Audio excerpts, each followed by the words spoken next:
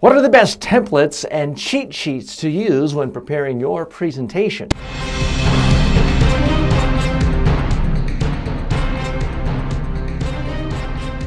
Speaking, the show about effective speaking in public, to the media, at work, and in life.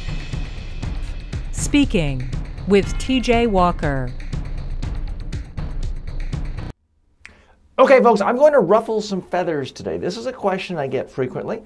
I occasionally get negative feedback, criticism in my online courses. One just the other day said, you know, TJ, I wanted more from your course. I want to have better templates, better cheat sheets to use when preparing my presentation. Here's what's really going on, folks.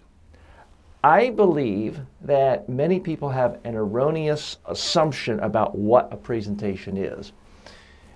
Many people assume that a presentation is a whole body of text, that is in fact the starting point. It's a bunch of text on a document, a PowerPoint slide, a handout that first and foremost it's about text, data, and information. And let me tell you right now, if that is your assumption, you are basically destined for presentation failure. It's simply not what a presentation is. Folks, I don't hate text. I'm not anti-text. My goodness, I've written a half a dozen books. I like to read. I'm actually more of a reader than I am someone who consumes podcasts and videos. So I cannot be criticized as someone who's just unfairly anti-text. But if you go into a presentation thinking that it's simply about text and you need better structure for your text, you are doomed. You're absolutely doomed. For starters, because of this little thing. Body language. That's right, folks. If your preoccupation is with text, then that typically destroys your body language. Now, the worst of all possible scenarios is someone who just has head down reading the whole time, destroyed eye contact, flat, boring monotone. The second worst is someone who is ignoring his or her audience most of the time, but has his back to them and is staring at the PowerPoint slides and God forbid, actually reading bullet points and reading text because they want to get it just right. And that is a huge, huge, huge problem. So there's a mindset change you've got to make. If you want to be a great presenter, first and foremost, you have to focus on what are the ideas you have that you have to have this audience understanding so that they will do what you want. What are the ideas that you have? And then how can you express those ideas in a way that it's really understandable and really, really memorable to them? That's what you have to focus on. And I'm going to show you exactly how I do it, where people are paying me, if it's a couple days training, they're spending, with travel and everything, they're spending $20,000 for this advice. I'm going to give it to you at no charge right now. Inside Dope, the craft of media and presentation training. So here's the $20,000 worth of advice. Just get a sheet of paper. These are my notes. This is in fact my template for, and forgive me for those of you listening only, I'm holding up on the podcast, I'm holding up a sheet of paper with bullet points, no full sentences, in bold, and that's my template for a 15 to 20 minute podcast, TV show, radio show. That's also exactly what I'm going to use if I'm giving a speech for 45 minutes, an hour, even 2 hours. That is my template. And that's what people get if they pay a lot of money to spend a day or two with me.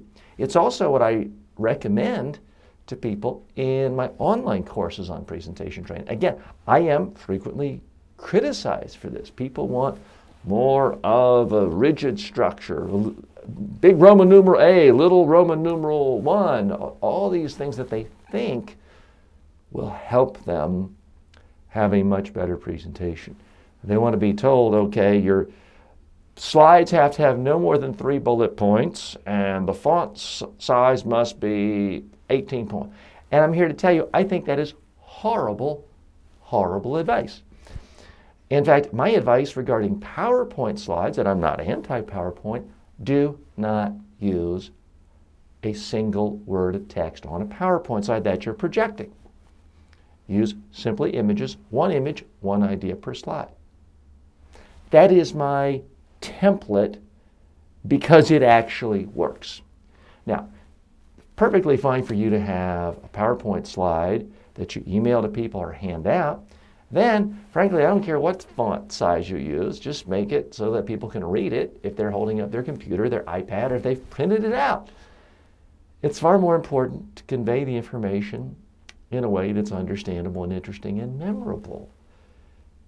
And that is the key template. Now, the problem is, from a business standpoint, I can't now sell these templates because really all it is a piece of paper. Again, my template that I recommend for all of my clients is start with what is it you really want this audience to do, then brainstorm on all the ideas that would motivate them to want to do that, then narrow it down to the top 5 and have 5 bullet points on a slide, on a sheet of paper, I should say, not a slide. Then come up with examples, stories. If you have to have a particular fact or number to make it come alive, put that down and put it on a single sheet of paper. If your handwriting is really, really great, then write it by hand if you want. My handwriting is horrible. I can't read my handwriting, so I type it out and I print it out. That is, in fact, the template that is going to get you the most success because it basically solves all other problems. When you have a single sheet of paper, you're not tempted to destroy your eye contact because you're not now staring at a sheet of paper. You're not ignoring your audience and looking up there. So that's really the problem. And I don't mean to pick on my competitors. I have a lot of great competitors out there. But I do have a contrarian point of view on this. So I do want to draw attention to it from time to time. Bad advice. Folks, there is bad advice out there on presentations and presentation templates. You will see, I mean, all you have to do is Google PowerPoint or get PowerPoint presentations or presentations, and you are going to be bombarded with so-called experts who will sell you fancy templates, sell you expensive by-the-hour consulting advice that they're going to do from their home office. And nothing wrong with home offices. I have a home office. But they're going to sell you a lot of advice on how to change this font and add this image and add this animation to your presentation. Now here's a question I'd like you to ask some of these so-called experts. When is the last time you gave a presentation? And show me a video of how it went. Now, in about 95% of the situations of people like that, if you ask them that, you'll never hear from them again because they don't actually give presentations. Oftentimes, they don't even know anything about presentations. What they know about is how to configure images on a slide deck. Now, there may be times when you need that. I had to hire an expert to come up with this image you see. For those of you watching on the video podcast, there is a graphic that says Speaking with TJ Walker. I hired someone to create that because I don't know how to do it. And it's a very simple graphic, but you know what? That's not going to make this podcast, whether you're watching it on YouTube or Facebook or listening to it on iTunes. This graphic here isn't actually going to make this podcast helpful to you or interesting or memorable. It's my ideas. That's what is going to make this either work or not work. And that's my recommendation to you. You've got to really, really focus your energies on what you say. This is what scares people because it's just much easier to sort of sit back and type and click with a mouse because that's what increasingly we do all the time. And hey, I do that too. We all have to write. We all have to participate in social media. We all have to text. But that's what is different about speaking.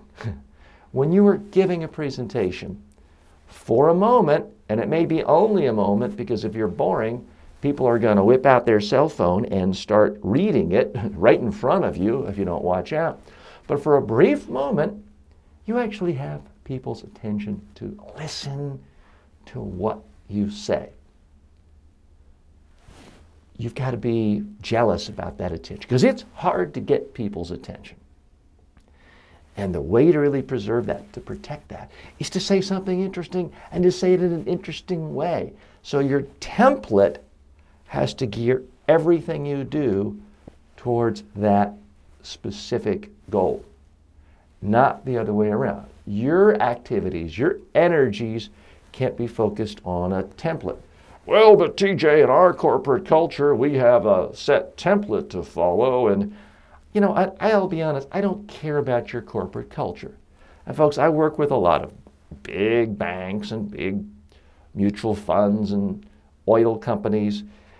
And yes, they have a corporate culture. And they may have an image logo that they want for a slide. And they may even have a policy that when you're giving a presentation to the board of directors, you have to have no more than 10 slides.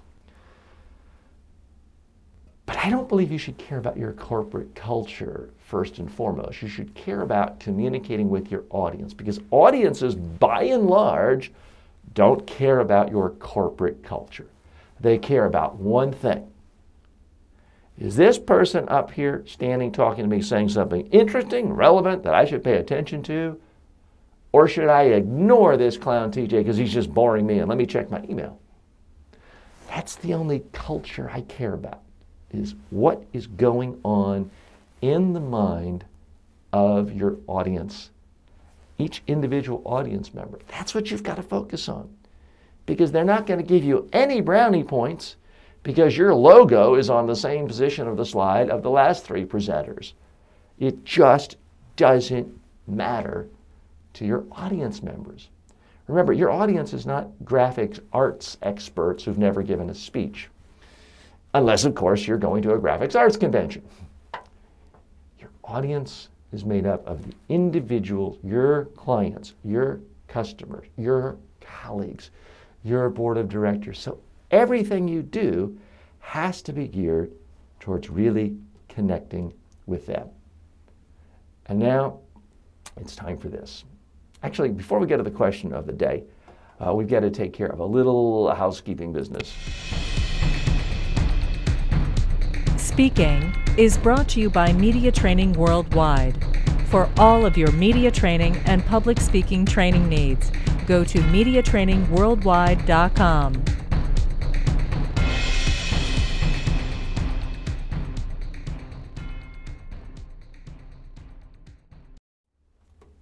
Okay, and now it's time to really hop into the questions. A question for you. Okay, here's my very specific question for you, and I want to hear from you on this. I want you to think of the best 3 speakers you've ever heard. Could be in your industry, your business, could be anywhere in life. And I want you to tell me what you remember about any sort of awareness you had about a template they used. Whether it was how they structured their speech, their PowerPoint slides, what was the actual template? Please send me your comments. You can post it on Twitter at TJ Walker. You can go to our Facebook page, which is TJ Walker Interactive. You can go to the blog at MediaTrainingWorldwide.com. Share with us at LinkedIn, any place where you find this show, whether you're listening to it on iTunes or there's about 30 other online places where you can listen to this show, or YouTube or Facebook, tell me exactly what you remember about the template. Because here's my theory. My theory is the best speakers you've seen in your life, you're not aware of any template. You're not thinking, oh wow, I really like the way this slide has the same color scheme on every single slide. That's not what you're remembering. Now I'm going to use a political example here for a moment, folks. I'm not endorsing anyone's politics. But for example, by many accounts, the most successful PowerPoint presentation of all time was Al Gore's Inconvenient Truth, which was made into a movie, and it won Oscars and all sorts of awards. But it really was just a PowerPoint slide. It had an image on every slide for the most part.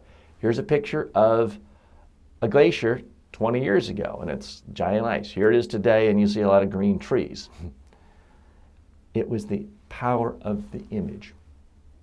So I want to know, and you can use examples from Donald Trump, Ronald Reagan, all across the spectrum. I don't care who it is, but I want to know from you, who is the best speaker you've seen, or the top 3 speakers, and what templates were you aware of? Because again, my theory, and I could be wrong, my theory is you're not going to notice the templates. And in many cases, the person probably didn't even use any slides. I'm not against slides, but that can't guide the show.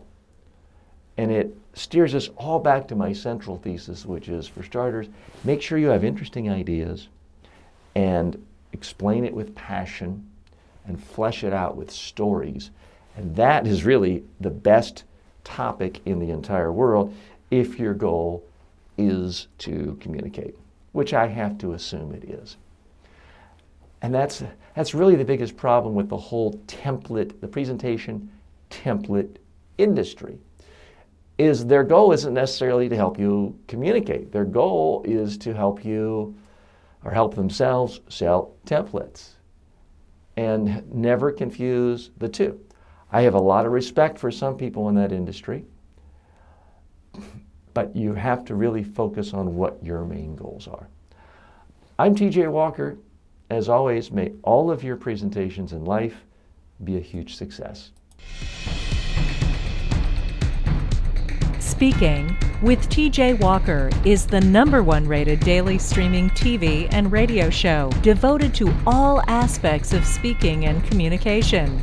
If you received value from this show, then please subscribe to it at MediaTrainingWorldwide.com. Please review the show, leave comments, and share it with your friends and colleagues today.